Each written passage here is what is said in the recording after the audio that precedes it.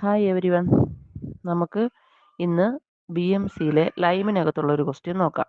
Okay, question ഇങ്ങനെയാണ്: lime containing more than 30% impurities like clay is called.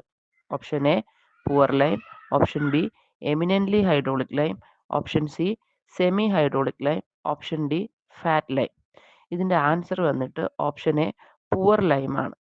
നമ്മൾ ലൈമിനെ basically മൂന്നായിട്ട് classify ചെയ്യുന്നു depending upon the impurity. അതായത് ക്ലേയുടെ content അനുസരിച്ച് ലൈമിനെ മൂന്നായിട്ട് ക്ലാസിഫൈ ചെയ്യാം.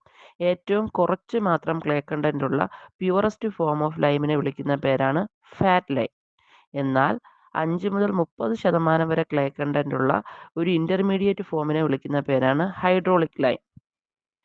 അതിനേക്കാൾ കൂടുതൽ 30% അതിനേക്കാൾ കൂടുതൽ ക്ലേ കണ്ടന്റ് വരുന്ന ലൈമിനെ വിളിക്കുന്ന പേരാണ് പുവർ ലൈം. അപ്പോൾ ഇതിനകത്ത് ക്വസ്റ്റ്യൻ ചോദിച്ചിട്ടുള്ളത് മോർ ദാൻ 30% ഇമ്പ്യൂരിറ്റി വരുന്ന ലൈമിൻ്റെ പേരെന്താണെന്നാണ്. അത് പുവർ ലൈമാണ്.